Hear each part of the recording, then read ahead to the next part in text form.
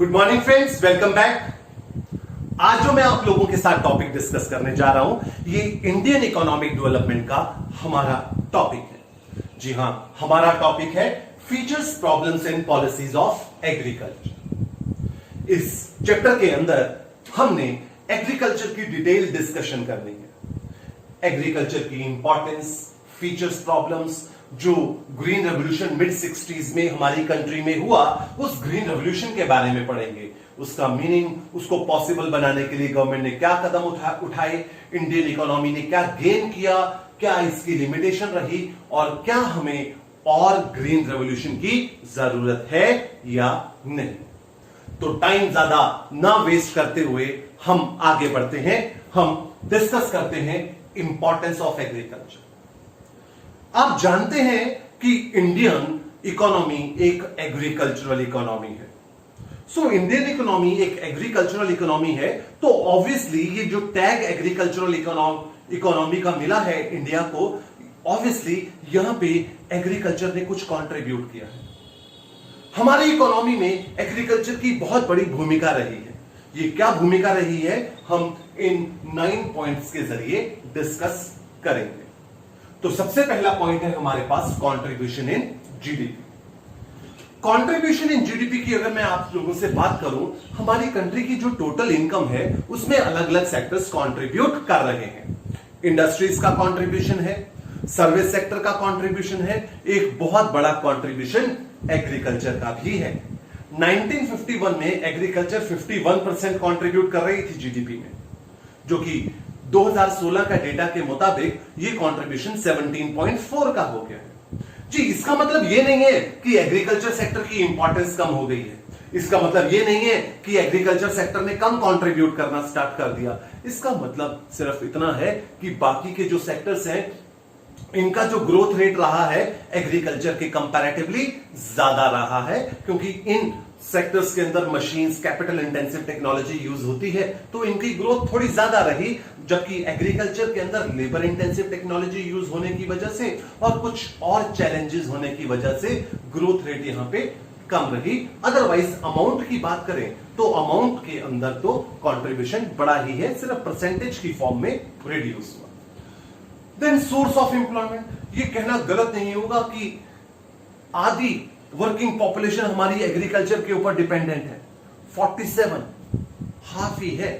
47% of our working population is dependent on agriculture to earn their living. So, एक बहुत बड़ी population को employment provide करता है एग्रीकल्चर, कारण लेबर इंटेंसिव टेक्नोलॉजी के ऊपर बेस्ड है agriculture. Then source of survival. Source of survival की बात करूं तो आप, मैं, हम लोग जो जिंदा हैं, किस बेस पे जिंदा हैं? फूड आइटम्स के बेस पे जिंदा हैं। और ये फूड आइटम्स कहां से मिलती हैं? हमें एग्रीकल्चर से ही मिलती हैं। आज की तारीख में 139 करोड़ हमारी जो पॉपुलेशन है और 33 करोड़ जो हमारा कैटल का बेस है, ये सारे के सारे अपनी सर्वाइवल के लिए एग्रीकल्चर के ऊपर डिपेंडेंट हैं। देन हमारे पास सप्लाई ऑफ रॉ मटेरियल। बहुत सारी इंडस्ट्रीज जो हैं वो एग्रीकल्चर की बदौलत सरवाइव कर रही हैं। कई सारी कंज्यूमर गुड्स इंडस्ट्री जैसे कि टेक्सटाइल इंडस्ट्री को रॉ सिल्क, कॉटन एग्रीकल्चर से मिलता है। एडिबल ऑयल इंडस्ट्री को ऑयल सीड एग्रीकल्चर से मिलता है। देन शुगर इंडस्ट्री को शुगर केन एग्रीकल्चर से मिलता है। ऐसी बहुत सारी कंज्यूमर गुड्स इंडस्ट्री हैं जो एग्रीकल्चर से रॉ मटेरियल लेती हैं और अपना प्रोडक्ट बनाती है। अगर एग्रीकल्चर नहीं होगा, रॉ मटेरियल नहीं मिलेगा, और रॉ मटेरियल नहीं मिलेगा तो इनके एग्जिस्टेंस का कोई सवाल ही पैदा नहीं होता। इंडस्ट्रीज के पॉइंट ऑफ व्यू से देखें तो एक और इंपॉर्टेंस है इंडस्ट्रीज के लिए एग्रीकल्चर का होना। ये जो इंडस्ट्रीज हैं, इन इंडस्ट्रीज का कस्टमर है एग्रीकल्चर। क्या बोला मैंने?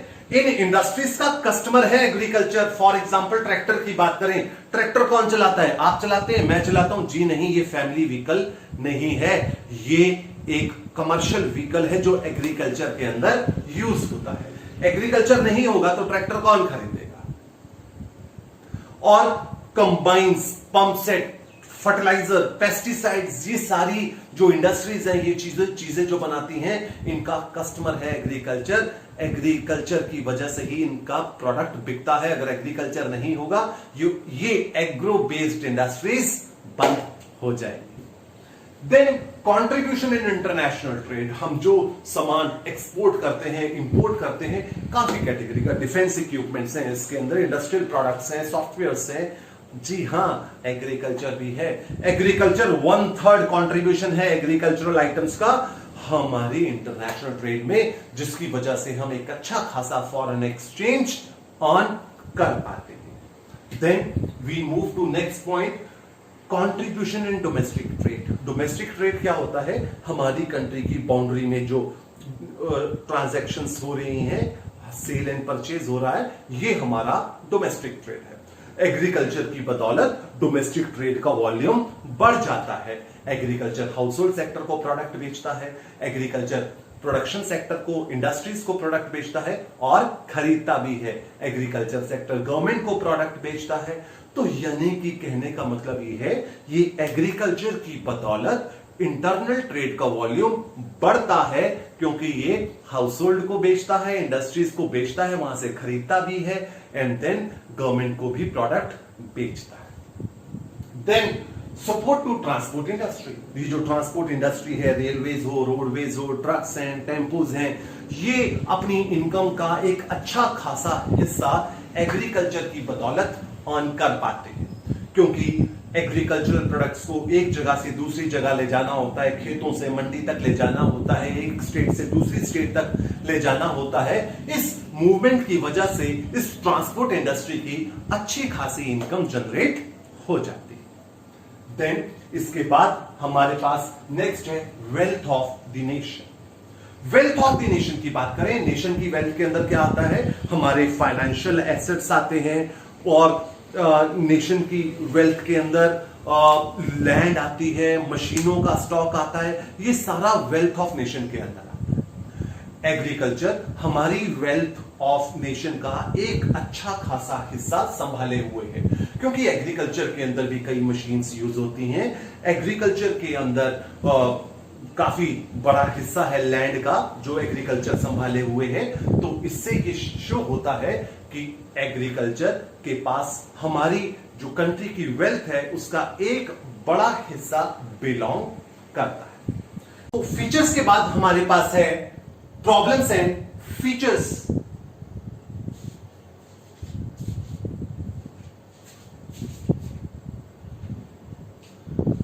तो इंपॉर्टेंस ऑफ एग्रीकल्चर के बाद हमारे पास है problems and features of agriculture. अगर आपसे प्रॉब्लम्स के बारे में पूछा जाए तब भी आपका आंसर यही होगा, अगर आपसे फीचर्स के बारे में पूछा जाए तब भी आपका आंसर यही होगा। यहां पे हम 10 डिफरेंट पॉइंट्स पढ़ने जा रहे हैं जो इंडियन एग्रीकल्चर की फीचर्स या प्रॉब्लम्स एंड चैलेंजेस को रिफ्लेक्ट करता है। सबसे पहला है हमारा lack of permanent means of irrigation. Indian agriculture को गैम्बल ऑफ मॉनसून बोला गया है। गैम्बल ऑफ मॉनसून क्यों बोला गया है? क्योंकि इंडियन एग्रीकल्चर डिपेंड करती है मॉनसून के ऊपर। अगर मॉनसून आता है इंडियन एग्रीकल्चर सक्सेसफुल रहती है, if monsoon fails agriculture fails. Independence के टाइम पे सिर्फ 17% लैंड अंडर कल्टीवेशन पे एश्योर्ड इरिगेशन था, जो नो डाउट आज की तारीख में बढ़ के 45% हो गया है। तो यानी कि अगर बारिश नहीं हुई तो 45% लैंड को तो जो अंडर कल्टीवेशन है उसको तो पानी मिल जाएगा, लेकिन 55% लैंड अंडर कल्टीवेशन का क्या? वो कंप्लीटली डिपेंडेंट है मॉनसून के ऊपर। अपने आप में एक बहुत बड़ा फेलियर है हमारा, बहुत बड़ा चैलेंज है इंडियन एग्रीकल्चर का। Then small size of holding, किसानों के पास लैंड के छोटे छोटे टुकड़े हैं।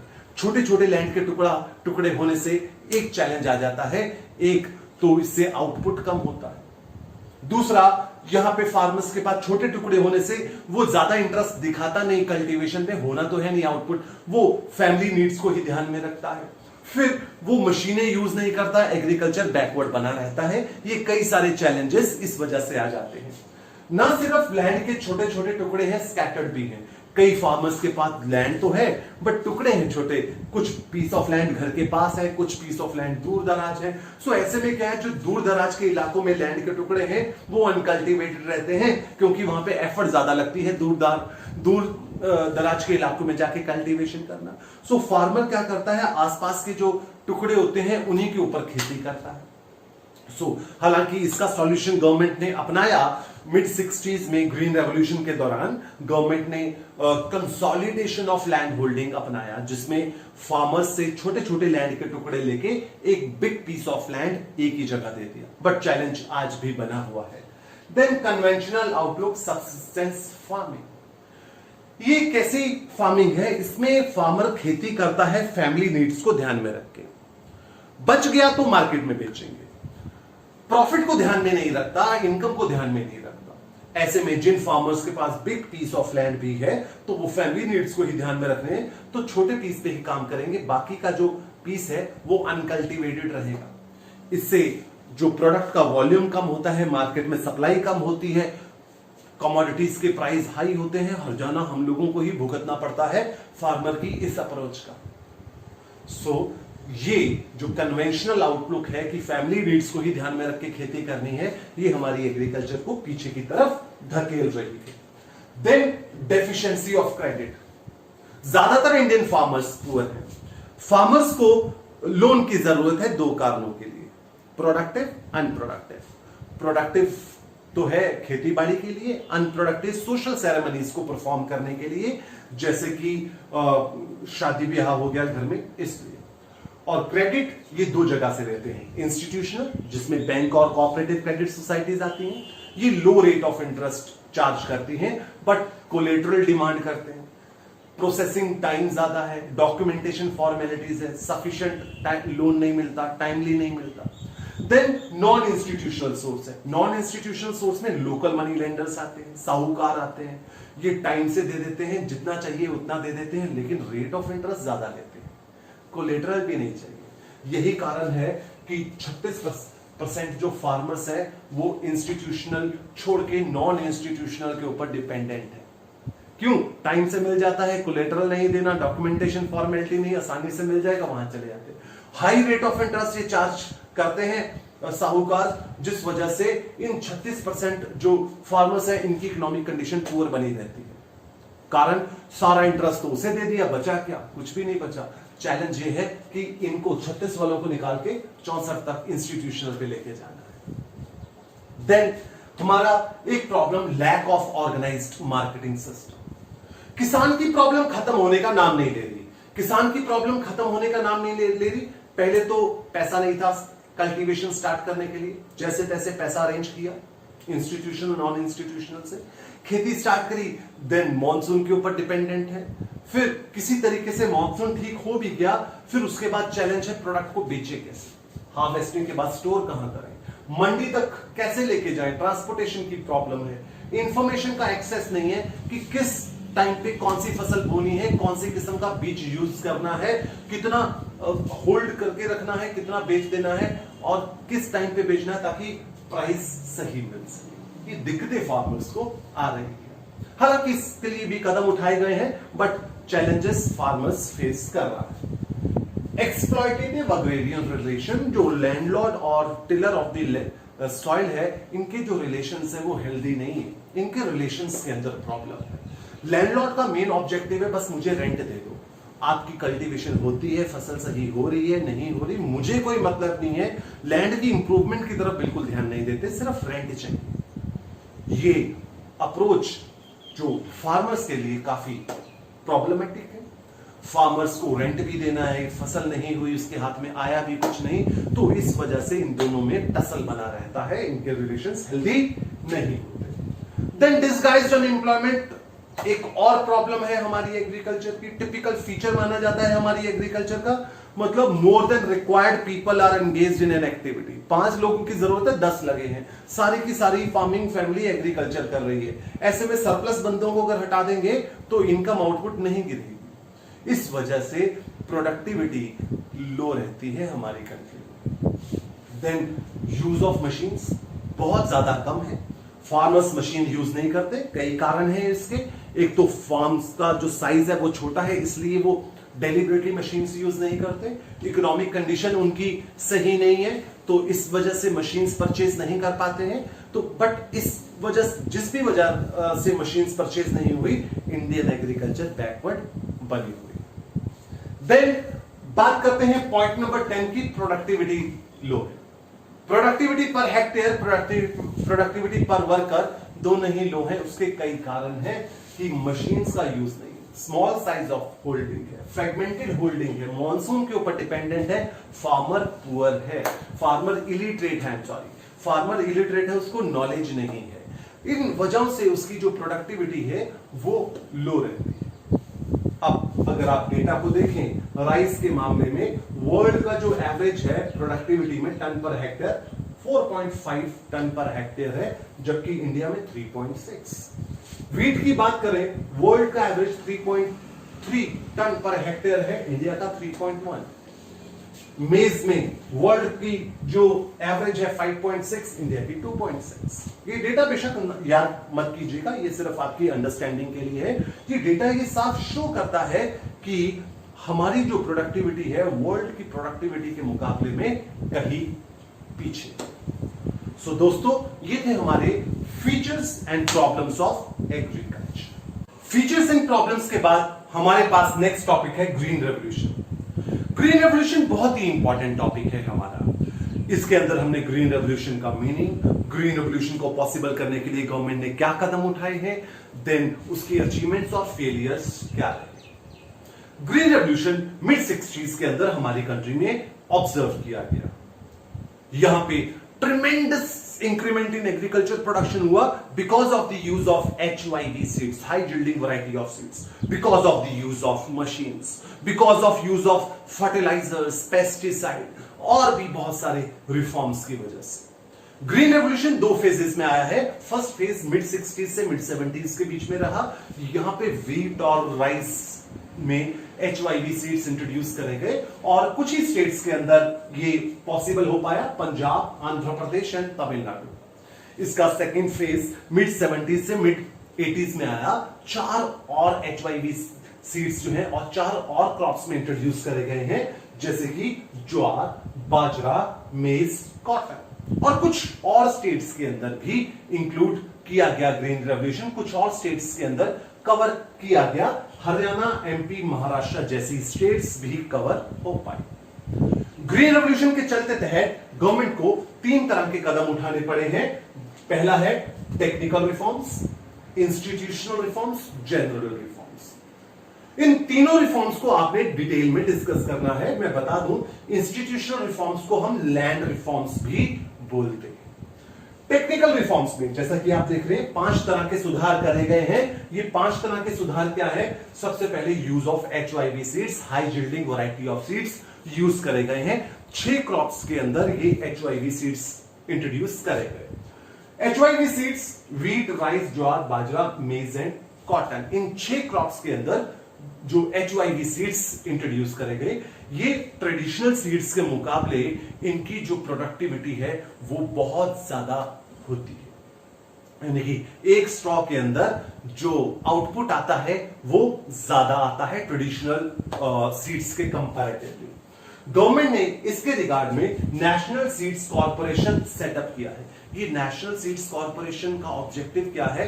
अपने अपने जो इलाके हैं, कुछ जो भी रीजनल बेसिस पे जो इलाके हैं, यहां पे सभी फार्मर्स को HYV सीड्स इजीली अवेलेबल हो, ये रिस्पॉन्सिबिलिटी नेशनल सीड्स कॉर्पोरेशन को दी गई है कि जहां जहां खेती हो रही है वहां वहां के इलाकों में HYV सीड्स आसानी से अवेलेबल हो। क्योंकि इंट्रोड्यूस करने का फायदा तो तभी होगा जब एंड यूजर फार्मर इसे यूज करेगा। देन सेकंड जो टेक्निकल स्टेप उठाया गया है, use of chemical fertilisers. Use of chemical fertilisers जो हैं, ये लैंड की जो फर्टिलाइजर्स हैं, लैंड की फर्टिलिटी को बढ़ाने में बहुत ज्यादा हेल्प करते हैं। Generally cow dung cakes use होते हैं, काउ मैन्योर यूज होता है। मैन्योर का फायदा भी है, नुकसान भी। नुकसान ये है कि इससे फर्टिलिटी बहुत कम होती है और जिस तरीके से पॉपुलेशन बढ़ती जा रही है, डिमांड बढ़ती जा रही है, अगर ये हम इस तरीके से मैन्योर से खेती करेंगे तो प्रोडक्शन बहुत स्लो होगी। फर्टिलाइजर्स ऐड करेंगे, इन फर्टिलाइजर से लैंड की प्रोडक्टिविटी बहुत तेजी से बढ़ जाती है। और ये जो मार्केट में डिमांड तेजी से बढ़ रही है उसको मैच करने में हेल्प करेगी। अगर डेटा देखें तो 2015-16 का डेटा है, 267.5 लाख टन ऑफ फर्टिलाइजर ये यूज किया गया है। ये डेटा अगर आप नहीं भी लर्न करेंगे चलेगा, एक्सेप्टेबल है, बट आप ये लिख दीजिए कि केमिकल फर्टिलाइजर्स यूज हो गए हैं जिससे लैंड की फर्टिलिटी बढ़ रही है और ये बढ़ती हुई डिमांड को मैच करने में हेल्प करेगा by increasing the supply. Then उसके बाद इंसेक्टिसाइड्स एंड पेस्टिसाइड्स यूज हो रहे हैं। ये क्या है कि बहुत बार फसल अच्छी हो जाती है बट कीड़ा लग जाता है तो फसल खराब हो जाएगी। तो इंसेक्टिसाइड्स एंड पेस्टिसाइड के जरिए इससे क्या होगा, देखो इससे प्रोडक्शन तो नहीं बढ़ेगी बट ये स्पॉइल होने से, डैमेज होने से बच जाएगी। तो इंसेक्टिसाइड्स एंड पेस्टिसाइड्स यूज किए जाएं और किए जा रहे हैं। अब देखो ये क्यों जरूरी है, ये इंसेक्टिसाइड पेस्टिसाइड यूज करना। ये पॉइंट को देखें, HYV सीड किसान ने यूज की, HYV सीड से प्रोडक्शन ज्यादा होती है और कीड़ा लग गया तो खराब।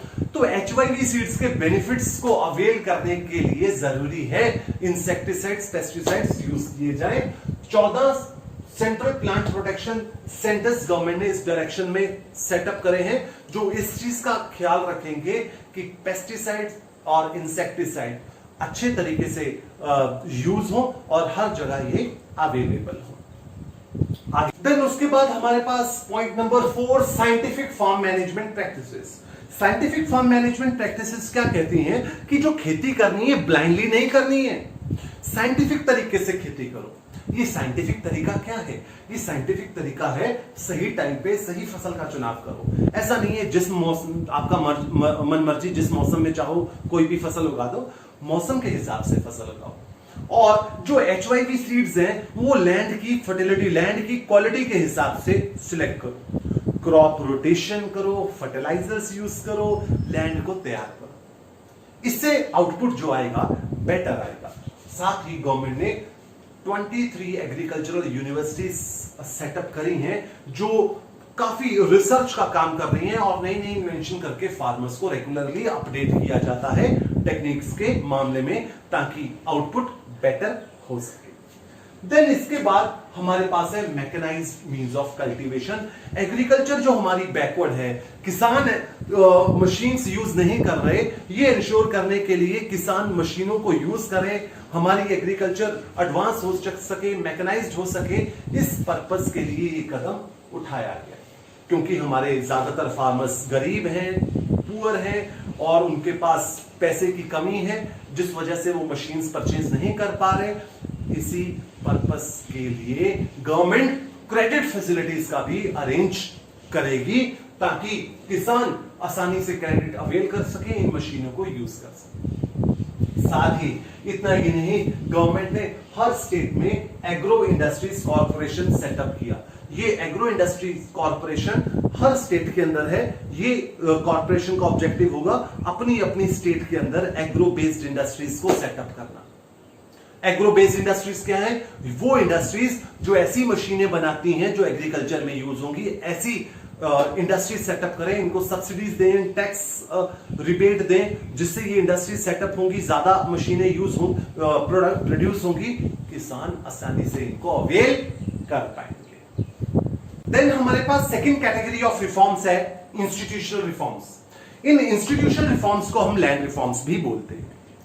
इस इंस्टीट्यूशनल रिफॉर्म्स की कैटेगरी में सबसे पहला जो कदम उठाया गया वो है abolition of zamindari system. Zamindari system Britishers के टाइम से ही किसानों की एक्सप्लॉयटेशन का एक कारण रहा है। ये जमींदार लैंड के परमानेंट ओनर बना दिए गए थे और ये मन मर्जी का टैक्स कलेक्ट करते थे, मीडिएटर का काम करते थे। 100 रुपया अगर गवर्नमेंट को टैक्स देना है, ये ज्यादा कलेक्ट कर लेते थे, अपनी कमीशन बीच में चार्ज कर ली। इनको तो पहले रिमूव किया गया and farmers were brought into the direct contact of the government. In middleman को रिमूव किया गया तो ये बीच में जो अपनी कमीशन चार्ज कर रहे थे वो सिस्टम से हट गए। इससे किसानों के ऊपर जो फाइनेंशियल प्रेशर बिल्ड हो रहा था उसको रिड्यूस करने में हेल्प मिली है। Then consolidation of land holding. अभी मैंने आपको बताया था features and problems of agriculture में कि किसानों के पास स्कैटर्ड होल्डिंग है, छोटे छोटे लैंड के टुकड़े हैं। इस वजह से क्या प्रॉब्लम थी, आसपास घर के आसपास के जो टुकड़े हैं उनको ऊपर तो खेती हो जाती थी, जो दूर दराज के इलाकों में टुकड़े थे वो अनकल्टिवेटेड रहते थे। फार्मर्स ने एक ऑप्शन दिया है सभी को कि छोटे छोटे टुकड़े आप दे दो, उसकी जगह एक ही जगह बिग पीस ऑफ लैंड आपको दे दिया जाएगा। सो मेरे पास 10 छोटे छोटे टुकड़े हैं अलग अलग जगह पे, तो वो 10 के 10 टुकड़े मैंने गवर्नमेंट को दे दिए, उसकी जगह एक ही जगह बिग पीस ऑफ लैंड मुझे मिल गया। अब इससे मेरी ज्यादा एफर्ट नहीं लगेगी, सारी लैंड के ऊपर कल्टीवेशन मैं कर पाऊंगा। सिर्फ इतना ही नहीं, अब गवर्नमेंट ने कोऑपरेटिव फार्मिंग भी इंश्योर किया। Cooperative farming consolidation of land holding से की तरह ही है, उससे थोड़ा सा यहां पे डिफरेंस है कि कंसोलिडेशन ऑफ लैंड होल्डिंग में तो एक ही पर्सन ने अपना छोटे छोटे टुकड़े लैंड के गवर्नमेंट को दे दिए और उसकी जगह एक बिग पीस ऑफ लैंड मिल गया। कोऑपरेटिव फार्मिंग में अलग अलग जो फार्मर्स हैं इन्होंने अपने छोटे छोटे टुकड़े गवर्नमेंट को दिए और एक जगह भी बिग पीस ऑफ लैंड मिल गया और सारे जो फार्मर्स हैं वो मिलजुल के एक जगह खेती कर रहे हैं और जो आउटपुट होगा प्रोपोर्शनेटली डिस्ट्रीब्यूट कर लेंगे जितना उन्होंने लैंड कंट्रीब्यूट किया है।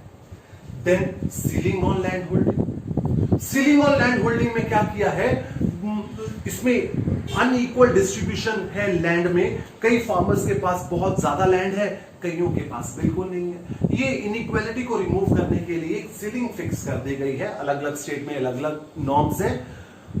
एक फार्मर के पास एक लिमिट से ज्यादा लैंड नहीं हो सकती, अगर है तो उसे गवर्नमेंट को देनी पड़ेगी मार्केट रेट पे, और गवर्नमेंट सब्सिडाइज्ड रेट पे लैंडलेस लेबरर्स में बांट देगी, जिससे क्या होगा, ये अमीर और जो बहुत ज्यादा अमीर है और गरीब फार्मर्स के बीच में डिफरेंस को रिड्यूस किया जा सकेगा। Then regulation of rent.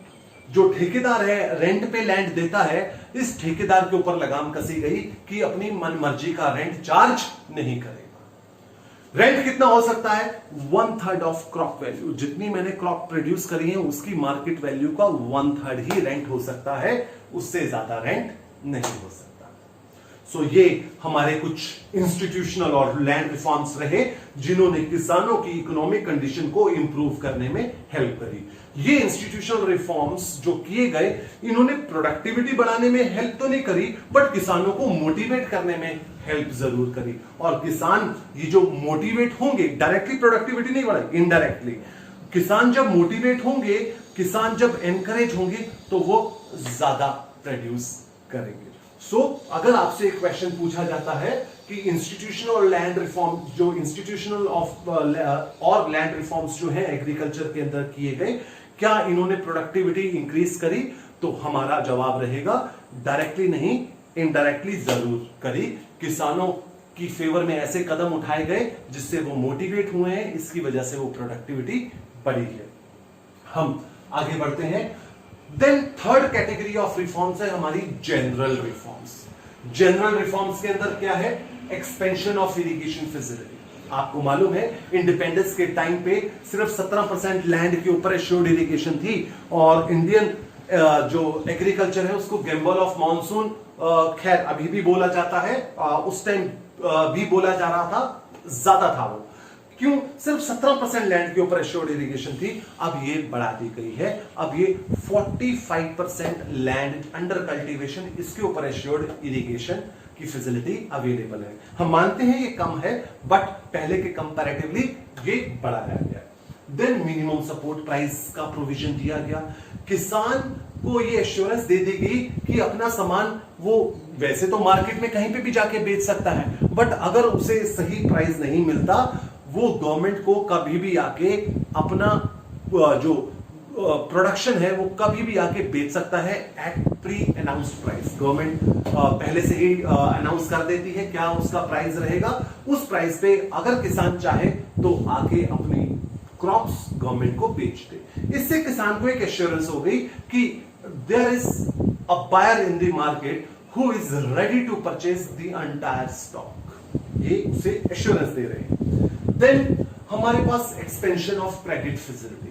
मैंने आपसे डिस्कस किया कि किसानों के पास जो है दो सोर्सेज हैं, institutional and non institutional source. Institutional and non institutional source, institutional के अंदर आते हैं बैंक्स, नॉन इंस्टीट्यूशनल के अंदर मनी लेंडर्स। ज्यादातर किसान मनी लेंडर्स के ऊपर डिपेंडेंट थे। 93% किसान इंडिपेंडेंस के टाइम पे मनी लेंडर्स के ऊपर डिपेंडेंट थे, क्योंकि बैंक्स की कवरेज इतनी थी नहीं, ये इतना क्रेडिट नहीं दे रहे थे। सिर्फ 7% जो किसान थे वो इंस्टीट्यूशनल सोर्स के ऊपर डिपेंडेंट थे, जो कि 7 से बढ़ के अब 64 कर दिया गया है। नबार्ड को सेटअप किया गया 1982 में, national bank for agriculture and rural development, ये सेटअप करा। ये नबार्ड उन सभी एजेंसीज के ऊपर निगरानी रखेगा जो रूरल एरिया में किसानों को क्रेडिट दे रहे हैं, ताकि ये उनके इंटरेस्ट को, किसानों के इंटरेस्ट को एक्सप्लॉइट ना करें। देन इसके बाद हमारे पास है प्रोविजन ऑफ रेगुलेटेड मार्केट। मैंने आप लोगों के साथ डिस्कस किया, ये भी हमारा प्रॉब्लम रहा है कि किसान को पहले तो लोन की प्रॉब्लम आती है, फिर मॉनसून सही नहीं होता, फिर उसके बाद अगर किसी तरीके से हार्वेस्टिंग अच्छी हो भी जाती है तो बेचने की दिक्कत आती है। गवर्नमेंट ने इसका भी इंतजाम कर दिया है। रेगुलेटेड जो है, गवर्नमेंट की रेगुलेटेड मंडी सेटअप करी गई है, मंडी बोर्ड सेटअप किया गया है, जो इस चीज का ध्यान रखेगा कि किसान जब अपना क्रॉप मार्केट में लेके जाएगा तो उसके साथ कोई भी ठगी नहीं होगी, ना तो वेट को लेके, ना मेजरमेंट को लेके, ना प्रोडक्ट की कैटेगरी को लेके। सही दाम किसान को ऑफर किया जाएगा। रिफॉर्म्स के बाद हमारे पास है एडवांटेजेस ऑफ ग्रीन रेवोल्यूशन। जो मिड 60s में ग्रीन रेवोल्यूशन स्टार्ट हुआ, उससे हमने क्या गेन किया, मैं आप लोगों के साथ ये 5 पॉइंट्स डिस्कस करने जा रहा हूं। सबसे पहला है हमारा point, increase in productivity. Green revolution का ही रिजल्ट रहा है कि हमारी प्रोडक्टिविटी पर हेक्टेयर बढ़ गई है। एग्जाम्पल के तौर पे आपको डेटा दिखाया, 1947 में पर हेक्टेयर प्रोडक्टिविटी वीट की 660 थी, जो 2016-17 के डेटा के मुताबिक 3216 हो गई है केजी में। राइस की प्रोडक्टिविटी 665 केजी पर हेक्टेयर थी, जो बढ़ के 2550 हो गई। ये किस वजह से पॉसिबल हो पाया? ये ग्रीन रेवोल्यूशन के एफर्ट्स की वजह से ही पॉसिबल हो पाया, जो हमने टेक्निकल, इंस्टीट्यूशनल और जनरल रिफॉर्म्स एग्रीकल्चर में इंट्रोड्यूस करे, ये उसकी वजह से पॉसिबल हो पाया। देन बात करते हैं substantial rise in acreage. Acreage होता है एरिया अंडर कल्टीवेशन। पहले 13 करोड़ हेक्टेयर लैंड के ऊपर कल्टीवेशन होता था, जो बढ़ के 19 करोड़ हेक्टेयर लैंड हो गया, यानी कि 6 करोड़ हेक्टेयर लैंड के ऊपर ज्यादा कल्टीवेशन की जा रही है। ये एक्स्ट्रा एरिया एग्रीकल्चर के अंडर आया है। ये पॉसिबल हो पाया consolidation of land holding, cooperative farming की वजह से पॉसिबल हो पाया। Then shift from subsistence farming to commercial farming. पहले किसान खेती करते थे फैमिली नीड्स को पूरा करने के लिए, फसल क्योंकि ज्यादा होती नहीं थी तो प्रॉफिट को ज्यादा ध्यान में रखा नहीं जाता था। बट क्योंकि अब इंस्टीट्यूशनल, टेक्निकल, जनरल रिफॉर्म्स करे गए, प्रोडक्शन काफी ज्यादा हो गई है, अब फार्मर को प्रॉफिट नजर आता है, तो उसने सब्सिस्टेंस को छोड़ के कमर्शियल फार्मिंग एडॉप्ट करी। ये एक बहुत बड़ा एडवांटेज रहा है इंडियन एग्रीकल्चर का ग्रीन रेवोल्यूशन के चलते तहत। देन अगर देखें तो सेल्फ सफिशिएंसी, हम यूएस के ऊपर डिपेंडेंट थे फूड सप्लाई के मामले में, लेकिन हमने ग्रीन रेवोल्यूशन में ये साबित कर दिया कि हम इंपोर्ट्स के बगैर रह सकते हैं। हमारी प्रोडक्शन मल्टीप्लाई हो गई है। ना सिर्फ हमने इंपोर्ट बंद करे, बल्कि हमने एक्सपोर्ट्स भी करने स्टार्ट कर दिए, और हमारी इकोनॉमिक प्लानिंग का जो ऑब्जेक्टिव था सेल्फ सफिशिएंसी, उसको भली भांति हमने अचीव किया। Then increase in area under assured irrigation. Independence के टाइम पे सिर्फ 17% लैंड अंडर कल्टीवेशन पे एश्योर्ड इरिगेशन था, जो ये एरिया बढ़ा के 45% हो गया है। आज की तारीख में जो टोटल लैंड अंडर कल्टीवेशन है, उस पे 45% लैंड के ऊपर एश्योर्ड इरिगेशन है। सो ये हमारे कुछ एडवांटेजेस, कुछ अचीवमेंट्स रहे ग्रीन रेवोल्यूशन के। बट ये कहना गलत होगा कि ग्रीन रेवोल्यूशन की सिर्फ अचीवमेंट्स ही है, इसके कोई ड्रॉबैक्स नहीं। जी हां, इसके सीरियस ड्रॉबैक्स भी हैं, जैसे कि ये लिमिटेड क्रॉप्स में आई, एक्सपेंसिव टेक्नोलॉजी रही, अनइवन स्प्रेड, इकोनॉमिक डिवाइड। क्या कहते हैं ये पॉइंट्स, आइए जरा डिटेल में देखें। लिमिटेड क्रॉप्स, सिर्फ 6 क्रॉप्स के अंदर ग्रीन रेवोल्यूशन पॉसिबल हो पाई। HYV सीड्स सिर्फ 6 क्रॉप्स के अंदर ही आ पाए, जैसे कि ये कौन से थे? वीट, राइस, ज्वार, बाजरा, मेज, कॉटन। बाकी क्रॉप्स के अंदर हम HYV सीड्स इंट्रोड्यूस नहीं कर पाए। ये टेक्नोलॉजी एक्सपेंसिव रही।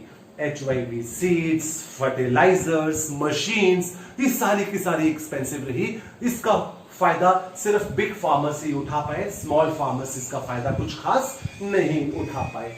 देन अनइवन स्प्रेड, ये ग्रीन रेवोल्यूशन कुछ ही स्टेट्स के अंदर इसके हमें रिजल्ट्स देखने को मिले, कुछ ही स्टेट्स के अंदर ये सक्सेसफुल रही। जैसे कि अगर हम देखें पंजाब, हरियाणा, महाराष्ट्र, तमिलनाडु, इन स्टेट्स के अंदर तो हमें ग्रीन रेवोल्यूशन देखने को मिली। बट जो कुछ स्टेट्स हैं जैसे कि ओडिशा, बिहार, MP, इन स्टेट्स के अंदर ग्रीन रेवोल्यूशन देखने को नहीं मिली। तो इससे क्या हुआ? इससे रीजनल डिस्पैरिटीज क्रिएट हो गई, इकोनॉमिक डिवाइड, अमीर और गरीब फार्मर्स के बीच में फासला और ज्यादा बढ़ गया। गरीब फार्मर तो उतना ही रहा, अमीर फार्मर ने क्योंकि नई टेक्नोलॉजी अडॉप्ट कर ली वो और ऊपर चला गया। अमीरों और गरीबों के बीच में ये डिफरेंस बढ़ गया है।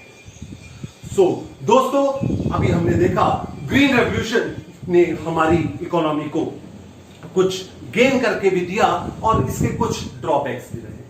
तो आपके सामने एक क्वेश्चन आता है कि क्या हमें ग्रीन रेवोल्यूशन की जरूरत है? क्या हमें एक और ग्रीन रेवोल्यूशन चाहिए? इसका आंसर है जी हां, बिल्कुल चाहिए। कारण जो मिड 60s, मिड 70s के दौरान 2 फेजेस ऑफ ग्रीन रेवोल्यूशन रहे, इन्होंने नो डाउट हमें काफी कुछ दिया, हमें सेल्फ डिपेंडेंट किया, सेल्फ सफिशिएंसी का ऑब्जेक्टिव अचीव करने में हेल्प करी। बट ये ग्रीन रेवोल्यूशन अपने पीछे कुछ ड्रॉबैक्स छोड़ के गई। हमें एक और ग्रीन रेवोल्यूशन की जरूरत है ताकि इन ड्रॉबैक्स को हम ओवरकम कर सकें। तो ये किस वजह से चाहिए? आप देखिए, पहली ग्रीन रेवोल्यूशन में HYV सीड्स सिर्फ 6 क्रॉप्स में आए थे। हमें ऐसी ग्रीन रेवोल्यूशन चाहिए जिसमें HYV सीड्स और ज्यादा क्रॉप्स के अंदर हो। पहली ग्रीन रेवोल्यूशन एक्सपेंसिव रही, fertilisers, machine, HYV seeds expensive रहे, जिस वजह से फायदा सिर्फ अमीर फार्मर्स ने उठाया। हमें ऐसी ग्रीन रेवोल्यूशन की जरूरत है जो इकोनॉमिकल इन नेचर हो, जिसका फायदा हर फार्मर उठा सके। पहली ग्रीन रेवोल्यूशन में जो एश्योर्ड इरिगेशन है वो इंक्रीज तो की, 45% लैंड अंडर कल्टीवेशन पे एश्योर्ड इरिगेशन है। 55% लैंड आज भी मॉनसून पे डिपेंडेंट है। हमें ऐसी ग्रीन रेवोल्यूशन चाहिए जिसमें इरिगेशन, एश्योर्ड इरिगेशन और ज्यादा बढ़ जाए। ये जो पहली ग्रीन रेवोल्यूशन है ये कुछ ही स्टेट्स तक सीमित रही है, जिससे रीजनल डिस्पैरिटीज क्रिएट हुई हैं। हमें एक ऐसी ग्रीन रेवोल्यूशन की जरूरत है जिसके अंदर एश्योर्ड ये जो हमारी स्टेट्स हैं वो ज्यादा स्टेट्स के अंदर इसका बेनिफिट जा सके, ताकि सभी स्टेट्स का इकोनॉमिक स्टेटस इवन हो सके, बराबर हो सके। दोस्तों, हमें सेकेंड ग्रीन रेवोल्यूशन की जरूरत ऑब्वियसली है to overcome the drawbacks of our earlier green revolution. So this was all about features, problems and policies of agriculture. Hope you understood this content.